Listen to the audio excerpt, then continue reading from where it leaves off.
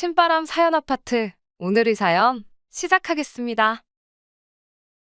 안녕하세요. 결혼한 지 아직 1년도 안 지난 따끈따끈한 신혼부부입니다. 제가 이렇게 오늘 사연을 보내게 된 이유는 장남도 아닌데 집안 제사에 책임감이 넘치는 저희 시아버지 이야기를 해보려고 해요. 저와 남편은 가까운 지인들의 소개로 처음 만나 연애를 시작하게 되었고, 그렇게 3년간의 만남을 이어오다가 결혼까지 하게 되었습니다. 결혼 준비하면서 시댁이 제사가 없는 집인 걸 알게 되었어요. 결혼 후 받을 수도 있는 명절 스트레스 때문에 남편에게 너네 집은 제사를 지내니? 하고 단도직입적으로 물어봐서 알게 된 건 아니에요. 저희 집이 제사를 지내거든요. 대신 명절 때나 다른 제사들은 다 생략하고 할머니 돌아가신 날에만 따로 기제사를 올려요. 할머니 제사만 챙기는 데에는 이유가 있습니다. 할머니가 저희 친정 부모님을 엄청 아껴주셨거든요. 저희 어머니가 처음 결혼한 해에 할머니께서 내 아들 며느리가 나처럼 1년에 4번씩 개고생을 하는 꼴은 못 보겠다며 니들 조상이니 니들이 챙겨라 하고 제사 보이콧 선언을 하셨대요. 할머니도 그동안 제사 챙기느라 고생하셨던 게 있으셨겠지만 그 고생을 며느리인 저희 엄마한테 떠넘겨서 시집살이 대물림을 해주기가 싫으셨다네요. 아무튼 그 덕에 진짜로 저희 집은 제사가 없어지게 되었고, 그 뒤로도 할머니가 저희 어머니를 첫째 며느리라고 각별히 아껴주셨어요. 나중에 할아버지 돌아가시고 나서는 저희 어머니가 먼저 제안해서 할머니를 모시고 살았고요. 그 후로도 이래저래 할머니가 저희 집을 많이 챙겨주시고 그랬어서 그냥 제사라기보단 할머니 기일을 챙기는 느낌으로 제사를 챙기고 있습니다. 날짜도 기일에 딱 맞춰서 하는 게 아니고 다른 친척들도 오며 가며 하기 편하게 토요일로 날짜를 바꿨고요. 기제사라고 꼭 자정에 맞춰서 지낼 필요도 없다고 할머니 기일을 이유로 겸사겸사 그냥 다 같이 친척들끼리 모여서 저녁 한 끼 먹고 그러는 시기예요. 음식도 각자 집에서 알아서 하나씩 해서 가지고 오다 보니 딱히 제사 준비하는데 힘들 것도 없고요. 아무튼 한참 연애하던 중에 그때 당시 남자친구였던 남편에게 오늘은 할머니 제사가 있어서 저녁 시간 되기 전에 집에 일찍 들어가 봐야 한다고 말을 꺼냈다가 그때 시댁이 제사가 없는 집이란 걸 알게 되었습니다. 그래서 겸사겸사 우리도 제사라고 딱히 있는 게 아니고 할머니 기일만 챙기는 거다. 어지간해서는 명절에도 따로 가족들끼리 모이지도 않는다고 그렇게 설명을 해주면서 시댁 제사에 관한 이야기도 듣게 되었습니다. 시댁이 사실 제사에 엄청 진심인 집이었대요. 시아버지는 막내 늦둥이에 위로 남자 형제분이 무려 4분이나 더 계시는데 말인즉슨 큰어머니가 4분이나 계신다는 소리였죠. 저희 집과는 다르게 할머니께서 제사에 엄청 진심이신 편이었다나 봐요. 아래로 자식들이 결혼해서 며느리가 생기면 생길수록 일할 사람이 늘어나는 거나 마찬가지였으니 그럴 때마다 제사 음식이 양도 양이지만 제사 음식 가짓수도 더 늘어나게 되었다고 해요. 그러다 할머님께서 건강이 안 좋아지기 시작했고 막내 아들인 저희 시아버지가 시어머니랑 결혼하는 걸 보고 나서 보름 만에 세상을 떠나셨다고 합니다. 그때 할머니 건강이 안 좋아서 조금 번갯불에 콩 구워 먹는 느낌으로 서둘러 결혼을 하게 된 감이 없지 않아 있었대요. 시어머니도 이 집이 제사에 이 정도로 진심인 집인 걸 미리 알았다면 결혼하지 않았을 거라는 식으로 아들인 남편한테 이후로도 몇 번씩이나 말을 하셨다네요.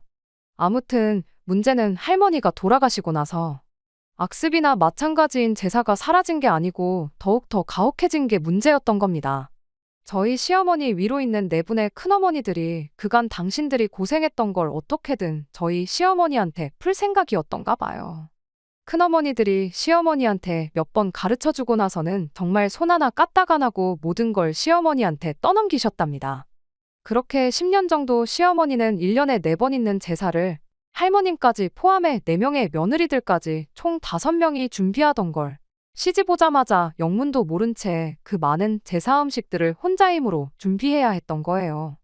아무것도 안 하고 놀고만 있던 건 아니고 큰어머니들이 일손을 보태긴 했다지만 제사 음식 준비를 100이라고 치면 시어머니가 거의 80을 하고 나머지 4분이서 20 정도를 했다고 보면 된답니다. 제사 준비라고 넷이서 한 통속이 돼서 그렇게 부려먹었는데 평소라곤 또 시어머니를 안 괴롭혔었겠나요? 집마다 무슨 할 일이 있으면 묻지도 따지지도 않고 불러내서 시어머니를 부려먹고 그런 식이었답니다. 그래도 시어머니가 꾹꾹 참고 그렇게 버티고 계셨는데 남편 아래로 연년생인 신우가 있거든요. 그 신우 때문에 결국 저희 시어머니가 폭발을 하게 되었던 거예요. 그날도 한참 시어머니 혼자서 전날 저녁부터 거의 꼬박 밤을 새다시피 해서 제사 음식을 준비하고 계셨다고 해요. 아침 일찍부터 해서 하나둘씩 친척들이 모이기 시작했고 시어머니가 거의 모든 준비를 마쳐놓은 상황에 큰어머니 네 분께 잠깐 쉬고 올 테니 마무리 좀 부탁한다고 하고 잠깐 방에 들어가셨답니다. 밤을 거의 새다시피 해서 준비를 하셨다 보니 잠깐 눈 좀 붙이고 나올 생각이셨던 거죠. 그렇게 한 30분 정도 눈을 붙이고 다시 나오셨는데 나오자마자 시어머니가 거기서 기겁을 하셨다는 거예요. 나가보니까 4명의 큰어머니들에 둘러싸여서 당시 9살밖에 안 된 신우가 동태전을 뒤집고 있었답니다. 세상에 큰어머니라는 사람들이 9살밖에 안 된 조카한테 일을 시킨 거죠. 물론 아예 일을 떠넘긴 건 아니고 자기들 전부 치는데 이리 오라고 해서 앉혀놓고 너도 해보라고 뒤집개를 쥐어줬던 건가 봅니다. 아버님이 늦둥이인데다가 막내다 보니 남편이나 신우가 다른 친척 형제들하고도 나이차가 상당히 나는 편이에요. 시어머니 입장에선 지난 10년 세월 동안 지들 자식들한테는 전을 부치기는커녕 주방 근처에는 혹시나 기름이라도 튈까봐 얼씬도 못하게 했고 한참 시어머니 혼자서 전을 부치고 있으면 애들 먹인다고 빈 그릇 들고 와 덜어가서 챙겨주기 바빴었다는데 당장 9살밖에 안 된 당신 딸한테는 먹어보라고 전을 먹여주기는커녕 너도 뒤집어보라고 일을 시키고 있으니 그걸 보고 눈이 안 돌아가는 엄마가 세상에 어디 있겠어요. 그 와중에 큰어머니들이 저희 시어머니한테 네 딸 전 부치는 것 좀 보라면서 엄마 닮아가지고 일은 기가 막히게 하겠다고 다음번 제사부터는 손이 하나 더 생기는 거니까 우리 동서 좀 편해지겠네 하면서 비아냥대기까지 했다는 겁니다. 그 와중에 10살도 안 된 꼬마애가 뭘 알겠나요. 큰엄마들이 잘한다 잘한다 하니까 신이 나가지고 그 고사리만한 손으로 뒤집개를 들어 전을 뒤집는데 그걸 보자마자 시어머니가 폭발해서 그날 혼자 힘으로 밤새 준비했던 제사상을 뒤집어 엎어버렸답니다. 남편이 해주는 20년도 더 된 이야기인데 제사상을 뒤집어 엎어버렸다는 그 말을 듣고 제 속이 얼마나 후련하던지. 남편도 엄청 어릴 적이지만 그날만큼은 충격이 커서 그런가 아직도 장면이 기억이 나는 게 있다네요. 시아버지하고도 그날 대판 싸웠다고 하고요. 넌 대체 뭘 했길래 네 형수들이 우리 딸 부려먹으려는 거 막아서지도 못하고 가만히 있었느냐고 어쩌고 저쩌고. 아무튼 그렇게 그날부로 시어머니는 시댁 제사에는 일절 관여하지 않겠다 선언을 해버렸고 그렇게 남편 집에는 제사가 없어졌다는 사실을 알려줬어요. 정확히는 시부모님네가 다른 가족들하고 관계가 소원해져서 그 뒤로 얼굴도 안 보고 지내는 사이가 되었던 거죠. 그 이후로 시부모님네 빼고서 남은 가족들끼리 제사를 지내긴 지냈나 본데 몇 해 못 가고 제사 음식을 네가 하니 내가 하니 왜 나만 하니 그런 문제로 큰어머니들끼리 서로 떠넘기고 싸우고 그러다 결국 제사도 없어지고 온 가족들이 전부 사이가 나빠졌다는 겁니다. 그렇게 공식적으로 시댁에는 제사가 없어지게 되었다고 해요. 그 뒤로 가족들이 사이가 다시 좋아져서 교류하고 지내는 건 또 아니랍니다. 남편은 다른 건 모르겠고 남편이 어릴 적의 일이지만 시어머니가 상상도 못할 만큼 고생을 하셨다는 걸 직접 두 눈으로 보았다 보니 제사에 대해서 남편은 부정적인 생각을 가지고 있었대요. 그런데 저희처럼 제사를 지내는 집이 있다니까 그건 또 새롭다고. 왜 우리 집 어른들은 간소하게 지낼 생각은 안 하고 서로 떠넘기기만 했을까? 그런 식으로 놀라워했었죠. 아무튼 그렇게 본의 아니게 시댁 제사에 얽힌 이야기를 결혼 전부터 알게 되었습니다. 제사를 그때부터 계속 지냈다고 해도 그 때문에 결혼을 안 할 생각도 아니었고 사실 크게 상관없는 이야기나 마찬가지였어요. 그렇게 남편과 결혼해서 작년 5월부터 결혼 생활을 시작했습니다. 시댁이 지방에 있는 데다가 거리도 엄청 멀리 있다 보니 자주 찾아뵐 일은 없었어요. 결혼 전에 인사드리러 간다고 한번 찾아뵈었던 게 전부였습니다. 상견례는 친정하고 딱 중간쯤 위치해서 했었다 보니 그 뒤로는 정말 시댁까지 갈 일이 전혀 없었어요. 신혼여행 다녀와서도 안부 인사만 전해드리고 끝이었습니다. 시부모님 두 분 다 거리가 워낙에 멀다 보니까 오히려 먼저 뭐하러 그 멀리까지 고생스럽게 오며 가며 하냐고 피곤할 텐데 그냥 집에서 쉬라고 해주셨었고. 그러다 보니 결혼하고 처음 맞는 첫 명절인 추석이 오기 전까지는 시댁에 따로 시간 내서 찾아갈 일이 없었어요. 그냥 일주일에 한두 번씩 안부 전화만 드리고 그러는 시기였습니다. 그러다 이제 시댁에 다녀올 일이 다가오게 되었습니다. 명절인 추석이 다가오고 있었거든요. 지난 추석이 연휴라기에는 뭔가 아쉬운 그런 느낌이었어요. 크게 다르게 있겠냐마는 굳이 주말을 끼고 쉰다면 주말을 연휴 앞에 껴서 토일월화수 쉬는 것보다 연휴 뒤에 껴서 수목금토일 이렇게 쉬는 게 훨씬 더 쉬는 느낌이 나잖아요. 양가에 인사드리러 가는 거 먼저 끝내고 주말까지 내리 푹 쉴 수 있으니까 말이에요. 그런데 그러던 중 저희 회사에서 직원복지 차원에서 길게 쉬고 오라고 목요일, 금요일을 아예 재량휴일로 만들어줬습니다. 5일짜리 연휴가 난데없이 9일짜리 거의 휴가에 맞먹는 황금 연휴가 돼버린 거죠. 결혼이다 신혼여행이다 해서 휴가도 미리 땡겨 써버린 바람에 내년까진 꼼짝없이 회사만 나가겠구나 싶었는데 완전 운이 좋았죠. 혹시나 싶어서 남편도 회사의 상황을 설명하고 연차 신청을 냈는데 감사하게도 회사에서 그렇게 쉬라고 허락을 해준 덕분에 남편도 똑같이 황금 연휴를 즐길 수가 있게 되었어요. 남편과 상의 후 양가에는 연휴가 시작되기 직전에 있는 주말을 활용해 다녀오기로 했고 남은 기간은 뭐 어디 해외여행이라도 가야 하나 하면서 한참 행복한 고민을 하고 있었습니다. 일단 친정에 먼저 연락을 했어요. 친정 부모님은 뭐 명절이 대수냐고 그냥 주말이든 언제든 안 와도 되니까 하루라도 더 둘이서 즐기다 오라는 대답을 들었습니다. 그 말을 듣고 곧바로 시댁에도 연락을 했어요. 시댁이 거리가 워낙에 있다 보니까 시어머니 입장에선 자주 보지도 못하는데 명절에도 건너뛰라고 하기는 조금 그랬었나 봐요. 그래서 토요일에라도 일찍 들렀다 가면 좋겠다는 식으로 대답을 하셨고요. 애초에 그날쯤 해서 다녀올 생각이었다 보니 섭섭하거나 그런 건 없었습니다. 친정에는 안 가도 되게 되었으니 그냥 아예 그러면 토요일날 가서 하루 자고 일요일까지 해서 이틀 내내 시댁에서 시간을 보내고 여행을 출발하면 되는 건가 하고 그렇게 계획을 세웠죠. 그러다 그날 저녁에 시아버지한테서 전화가 왔어요. 아무리 그래도 명절을 건너뛰는 건 그렇지 않냐면서 추석 당일날에 시댁에 오는 걸로 하라고 말을 바꾸시더라고요. 시어머니한테만 말씀드리고 허락을 받아낸 거였다 보니 아버님 딴에는 기분이 좀 안 좋았나 봐요. 남편이 아버님께 모처럼 9일짜리 연휴인데 사정 좀 봐주시면 안 되겠냐고 몇 번을 물었지만 시아버지는 절대 안 된다며 고집까지 부리기 시작했습니다. 명절 무시하고 그렇게 시댁에 오면 그냥 아무 때나 주말에 오는 거랑 뭐가 다르냐면서 말이에요. 그렇게 결국엔 명절날 시댁에 찾아뵙는 걸로 이야기를 끝내고 전화를 끊었습니다. 전화 끊고 나서 몇 시간 지나지 않아 시어머니한테서 다시 전화가 걸려왔어요. 당신 딴에도 저희들 연휴 맞아서 어디 좀 길게 다녀오게 해주라고 몇 번을 설득했었는데 시아버지가 워낙에 완고하게 나오는지라 어쩔 수 없었다면서 미안하다고 하시더라고요. 시어머니가 저희한테 사과하실 일은 아니라고 저희도 너무 저희들 생각만 한 것 같다고 죄송하다 사과드렸어요. 물론 말은 그렇게 했지만 이상한 데서 고집을 부려대는 시아버지가 원망스럽긴 했습니다. 9일 연휴 중 딱 중간이나 마찬가지인 추석날을 비울 수가 없게 되었다 보니 해외여행은 꿈도 꿀 수 없는 이야기가 되어버렸으니까요. 그래도 나름대로 알차게 연휴를 보내야겠다고 남편과 계획을 세우게 되었어요. 그러던 중 저희가 여행을 안 가기로 했다는 소식을 들은 친정어머니께서 전화를 해오셨습니다.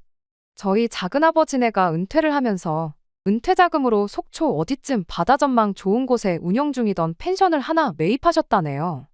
내년 여름 성수기가 오기 전까지 시간적 여유가 많다 보니 작은아버지가 직접 펜션을 리모델링을 하실 계획이시랍니다.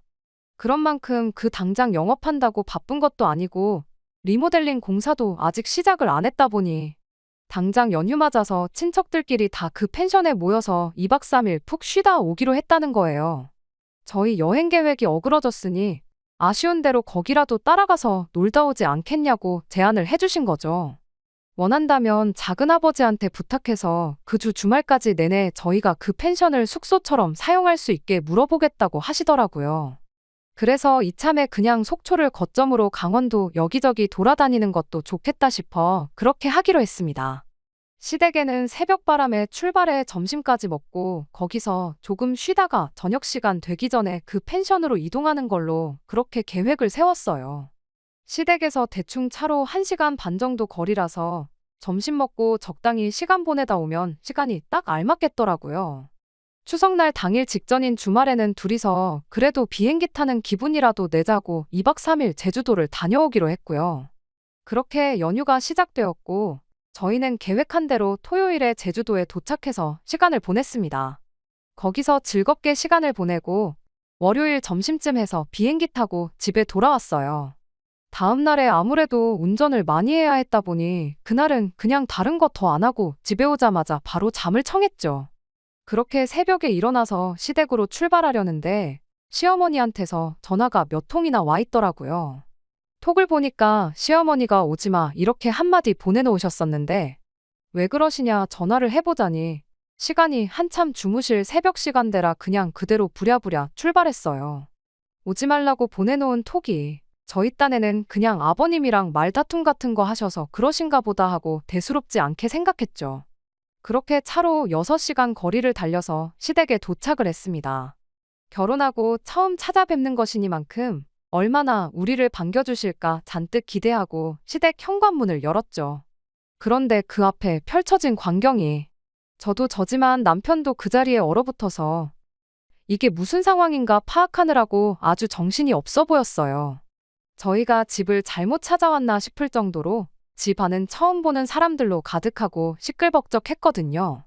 제대로 찾아왔는지 알 수 있었던 건 그 수많은 사람들 가운데 넋이 빠진 얼굴을 하고 음식을 하고 있는 시어머니를 발견하고 나서였어요. 넋이 빠진 얼굴을 하고 있던 건 시어머니뿐만이 아니었습니다. 생전 처음 보는 저희랑 10에서 15 정도 나이차가 날 법한 다른 여자분들 몇 명이 딱 저희 시어머니가 짓고 있는 표정과 똑같은 표정을 하고 시어머니 곁에서 같이 음식을 준비하고 있었거든요. 이게 무슨 일인지 도무지 상황 파악이 안 되는 가운데 시아버지가 신이 나서는 저희들한테 이제 왔냐고 인사를 한마디 건네시더라고요. 그리곤 저희를 한참 사람들 떠들고 있는 거실로 끌고 갔습니다. 그리고 이게 다 무슨 상황인지 그때가 돼서 알게 되었어요. 그분들이 다 아버님 위로 있는 큰아버지들이래요. 옆에 앉아있는 건 뭐 말해 뭐 하겠나요.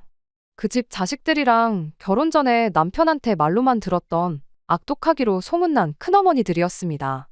남편도 워낙에 오랜만에 보는 사람들이다 보니 이 사람들이 다 누군가 싶었던 거죠.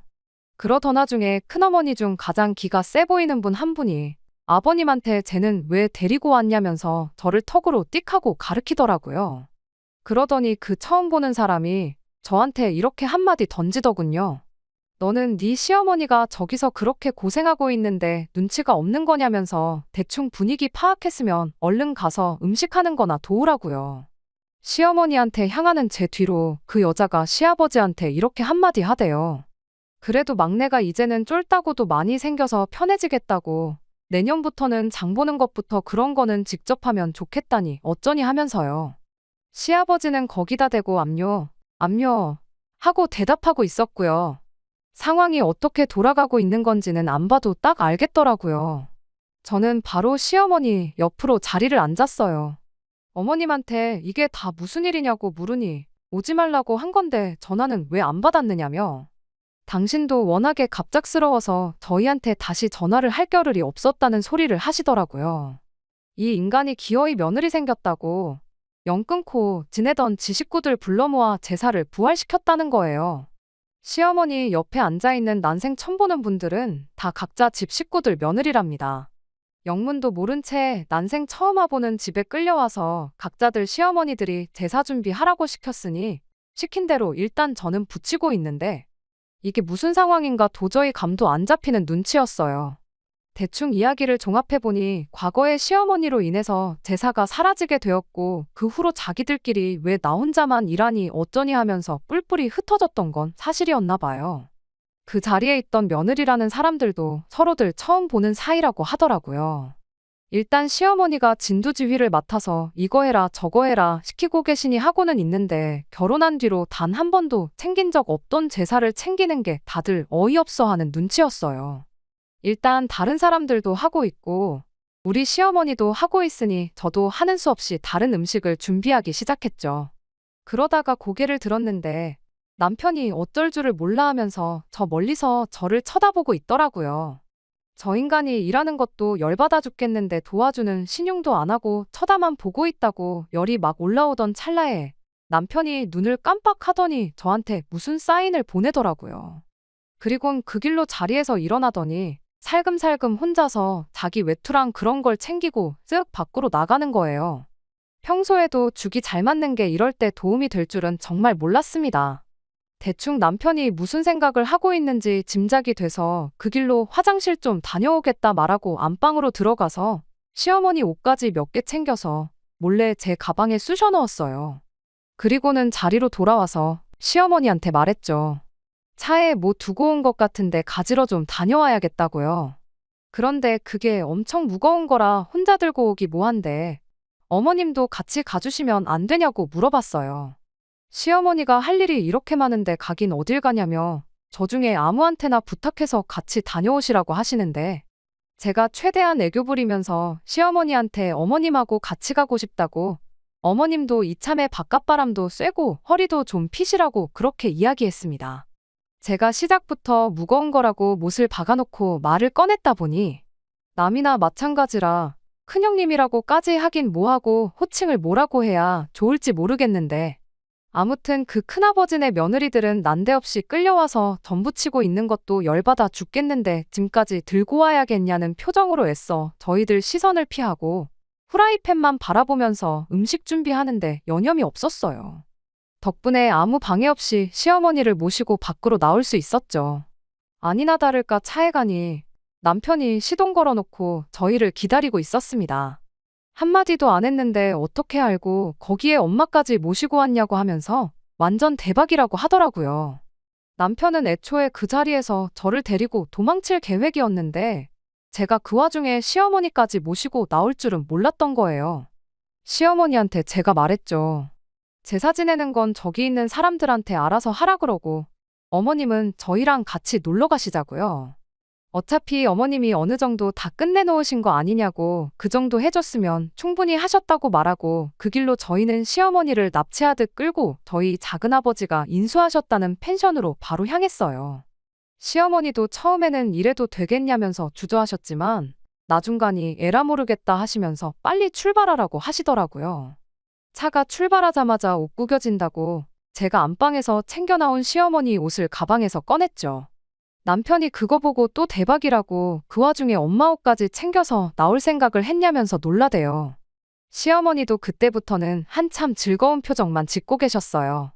차를 출발시킨 지 한 20분쯤 지났나 저희 전화기가 불이 나도록 연락이 왔습니다만 하나도 받지 않았습니다. 시어머니는 급하게 나오느라 전화기를 두고 오셨는데 오히려 그 편이 마음이 더 편했을 거라 생각해요. 그렇게 차를 1시간쯤 더 달려서 펜션에 도착했는데 저희 부모님이 저희 보고 생각보다 일찍 왔다며 놀라셨다가 차 안에 같이 계신 시어머니 보고는 한 번 더 놀라셨어요. 원래 먹을 거 준비해둔 거 저희들 오면 저녁에 먹으려고 했는데 저녁까지 기다릴 게 뭐가 있냐며 그 자리에서 아주 저희들끼리 작은 잔치를 열었지요. 시어머니도 한참 같이 신나게 즐겨 하시다가 명절에 이렇게 가족들끼리 재미나게 보내는 방법도 있는데 왜 우리 바깥 양반은 저 모양인지 모르겠다며 한숨을 쉬시는데 참 생각이 많아졌습니다. 그렇게 한참 먹고 놀고 하다 보니 시간이 어느덧 오후 2시쯤 되었어요. 시어머니가 한참 고민하다가 저희를 부르시더니 운전하느라 고생하는 거 알지만 집에 다시 데려다 줄 수 있냐고 물으시더라고요. 혹시 저희 친정 식구들만 있어서 불편하시냐고 저희 가족들 그런 거 별로 신경 안 쓰는 분들이시니까 부담 가지실 필요 없다고 대답했더니 그게 아니고 그때쯤이면 제사도 다 끝나지 않았겠냐 하시는 거예요. 이미 일이 이렇게 된 거 어쩔 수는 없지만 그래도 아버님한테 미안하다고 사과는 하실 생각이셨는가 봐요. 그래도 그 인간이 사람들 모인 자리에서 혼자 얼마나 난감했겠냐 하시면서요. 이왕 이렇게 된 거 집에 가서 아버님하고 깔끔하게 화해하고 어차피 저희는 다시 이쪽으로 와야 하니까 당신들 차 끌고 같이 이쪽으로 오자십니다. 아직 저녁도 남았고 하니 그 양반도 먹고 마시는 거 얼마나 좋아하는데 같이 놀면 좀 좋겠냐시면서요. 그것도 역시 좋은 생각인 것 같아서 저희도 그렇게 하기로 하고 시간 더 끌게 뭐 있나 싶어서 바로 차를 출발시켰어요. 그렇게 다시 시댁에 도착했는데 예상대로 집은 텅텅 비어있고 아버님 혼자 계셨습니다. 그런데 저희 예상과는 다른 게 하나 있었어요. 제사를 지내고 나서 가족들이 돌아간 모양새가 아니었습니다. 바닥에 신문지 이리저리 펼쳐져 있고 음식 준비하던 게 그대로 다 있었거든요. 얼마나 진수성찬을 차리려고 했던 건지 3개나 이어붙여 놓은 제사상 위에는 아무것도 올라와 있지 않았고요. 시아버지는 혼자 그 제사상 앞에 양반다리를 하고 앉아서는 멍하니 먼 산만 바라보고 있었습니다. 저희가 들어오자마자 시아버지는 불같이 화를 내기 시작했지요. 20년 만에 뿔뿔이 흩어진 가족들 겨우겨우 하나로 모아서 모처럼 자리를 만들었는데 너 때문에 아주 이제 온 가족들이 2번 다시 만날 일도 없을 사이가 됐다면서요. 저희가 중간에 그런 식으로 나갔다는 걸 알게 되고는 일단 먼저 영문도 모른 채 끌려와서 음식 준비하던 큰아버님들네 며느리들이 들고 일어섰답니다. 그 집 아들들한테 우리가 여기 끌려와서 뭐 하고 있는 거냐고 하면서 그 길로 자기들도 음식이고 제사 준비고 안 한다고 했다는 거예요. 저희보다 많아봐야 40대 중후반인 분들인데 그 또래의 아내 이겨먹고 한 번도 지낸 적 없던 제사 준비하라고 큰소리칠 남편이 몇이나 되겠나요. 그전까지야 저희 시어머니가 대표로 총대 메고 고생하고 있으니 어찌어찌 통솔이 되는 분위기였는데 저희가 그냥 그렇게 갔다는 사실을 알고는 하나둘씩 자리를 떠나간 겁니다. 당신들 며느리가 없다고 그 자리에 바통을 넘겨받아 음식 준비를 하실 큰어머님들이셨으면 애초에 처음부터 저희 시어머니한테만 일을 시키지도 않았겠지요. 당장 일할 사람들이 아무도 없어지니 그분들도 그 길로 시아버지한테 한마디씩 하고 집을 떠나갔다는 겁니다. 시아버지는 혼자 망연자실해서 저희 올 때까지 그렇게 혼자 앉아서 멍 때리고 있었던 거고요. 시어머니는 그렇게 된 상황에 처음에는 난감해하면서 아버님한테 미안하다고 일이 이렇게까지 될 줄은 몰랐다며 계속 사과를 하셨어요. 저희도 너무 경거망동을 한 건가 싶어서 한참 고개 숙이고 같이 아버님한테 혼나고 있었죠. 그 와중에 시아버지가 한마디를 꺼내시더군요. 제사 음식 좀 하는 게 뭐가 힘드냐며.